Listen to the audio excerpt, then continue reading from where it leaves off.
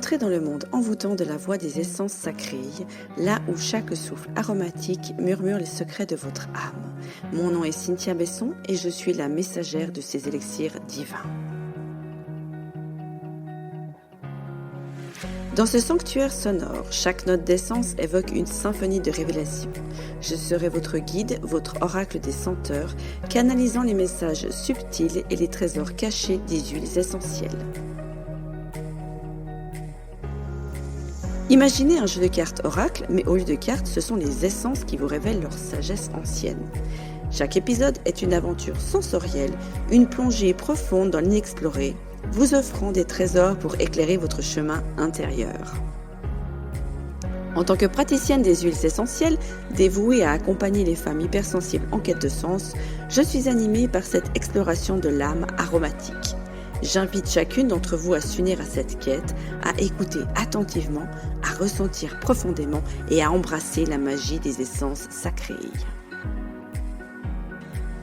Asseyez-vous, ouvrez grand vos sens et laissez-vous transporter par les vibrations éclairantes de cet espace où le divin se manifeste à travers chaque goutte d'essence. C'est ici que la magie commence. Aujourd'hui, le message que j'ai à transmettre de la part des huiles, c'est comment changer d'état vibratoire, dans le sens, vous êtes peut-être dans un moment où il y a le mental qui ressasse des choses, vous n'êtes pas au mieux de votre forme morale, et comment est-ce qu'on peut transformer cela?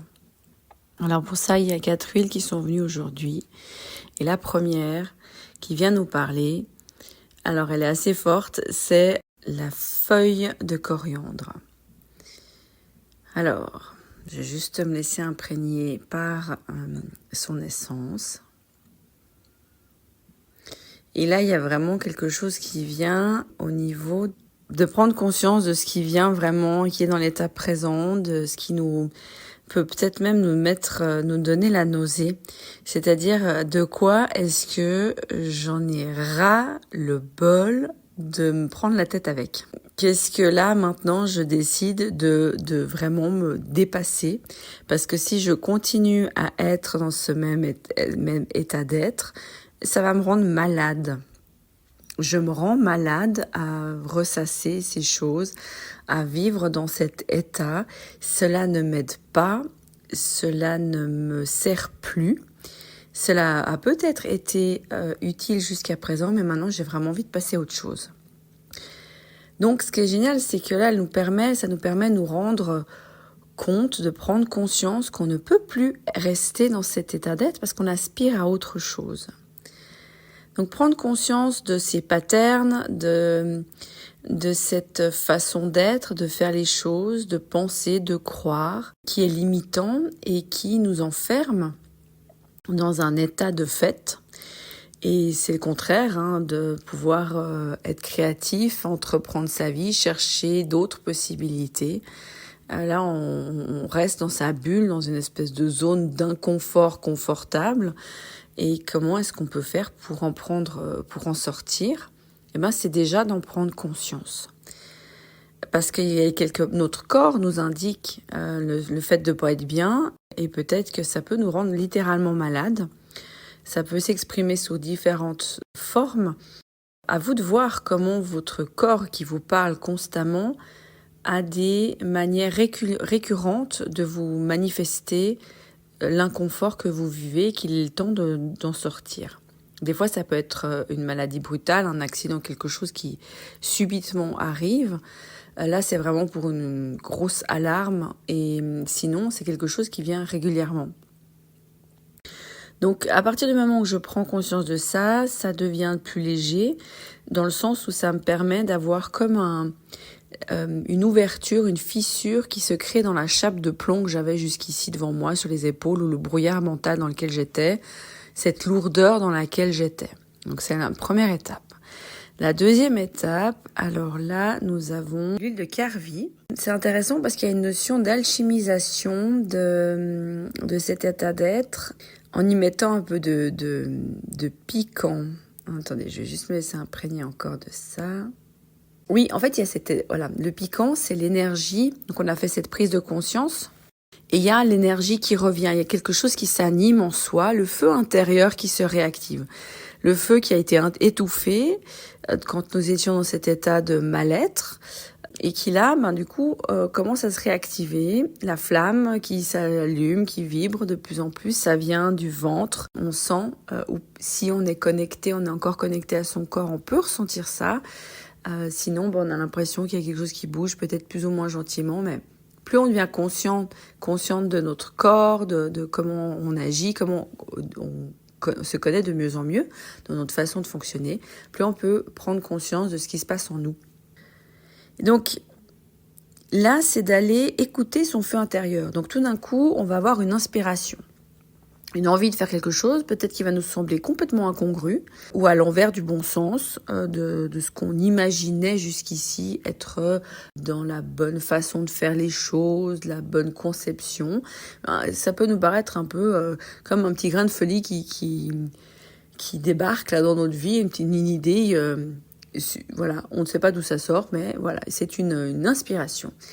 Et là, au lieu de remettre ça de côté, de braquer, ce qui peut souvent être le cas quand on est dans cet état de mal-être, c'est de s'ouvrir à ça, de s'ouvrir à cette idée de nouveauté, juste pour voir, en fait, juste pour voir qu'est-ce que ça peut me donner. Ça ne veut pas forcément dire qu'on va aller suivre le truc jusqu'au bout, mais est-ce que je peux m'engager pour voir si je suis mon intuition, ce grain de folie qui débarque, qu'est-ce que ça change en moi? Et là, je peux sentir que d'avoir eu ce piquant là à l'intérieur de moi, cette chose qui vient de se réveiller, ça me change déjà mon état d'être, mon état vibratoire. Et du coup, il y a peut-être des choses qui s'allègent. Et du coup, je vais pouvoir travailler, si j'ai des outils à disposition, libérer, voilà, pour intégrer, digérer peut-être un événement, quelque chose qui s'est produit, qui m'a mis dans cet état de mal-être. Peut-être que je peux utiliser des outils que j'ai ou aller en chercher pour libérer tout ce qu'il y a, pour que je puisse continuer à suivre cette idée un peu fofolle. Peut-être que cette idée, ce feu intérieur qui s'anime, va me guider vers des outils pour m'aider à me libérer, à me déconditionner, à me remettre dans la joie. Parce que c'est ça, en fait, le but. C'est d'aller changer de cet état de lourdeur, d'inertie, pour pouvoir se remettre dans un mouvement. Et là, très intéressant, nous avons l'eucalyptus citronné qui vient. Alors j'aime beaucoup l'eucalyptus citronné parce qu'il me sert un peu, pour moi c'est un peu aussi le fil d'Ariane, le fil conducteur, le constructeur, l'architecte de nos pensées.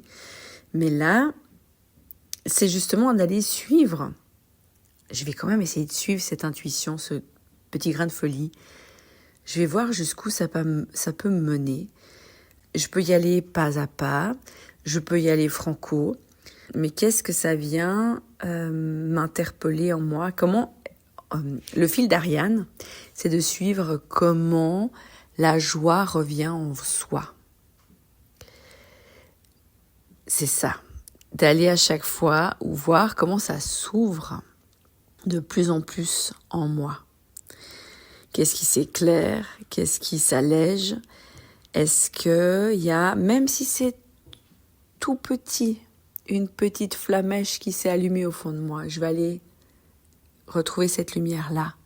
Je vais aller suivre, je vais aller me concentrer, lui donner de l'attention. On dit toujours de prendre, quand on met la conscience sur quelque chose, ça s'agrandit de plus en plus. Et oui, je vais aller prendre soin de mon feu intérieur, je vais aller animer, je vais aller lui donner juste ce qu'il faut d'oxygène pour qu'il puisse grandir, du bois pour qu'il puisse s'alimenter et continuer à brûler de plus en plus fort. Mais je vais y aller tranquillement parce que je veux pas non plus l'étouffer ou si je souffle par exemple trop dessus, ça peut s'éteindre.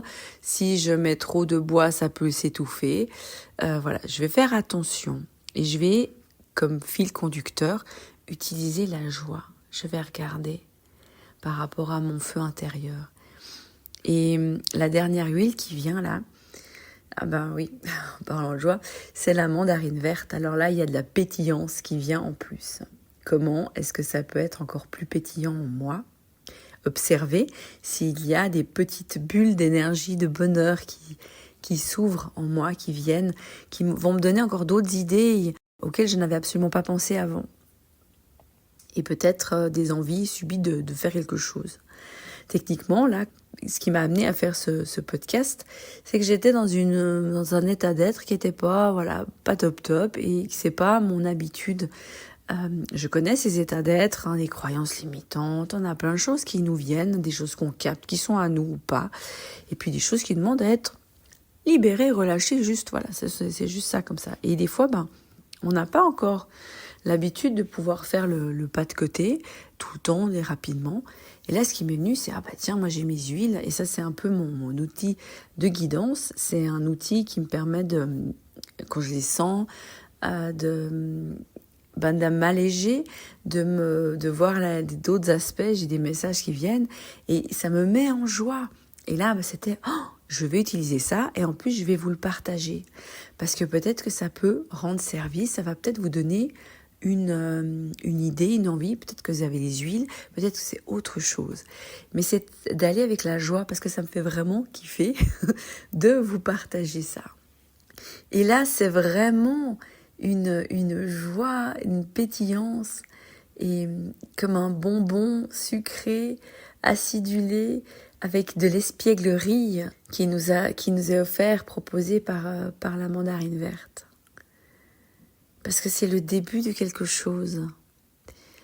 Et comment on peut passer donc de cet état lourd, pas agréable, à quelque chose de léger, pétillant, espiègle.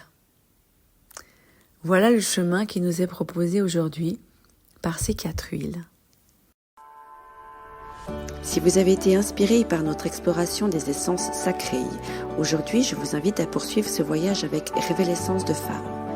Rejoignez notre communauté passionnée de femmes dédiées à la découverte des huiles essentielles, de la spiritualité et de l'éducation féminine. Rendez-vous sur le site révèle-essence.org pour explorer nos programmes, ateliers et ressources dédiés à l'éveil spirituel et au leadership féminin. N'oubliez pas de vous inscrire à notre newsletter pour ne manquer aucun événement à venir. À bientôt!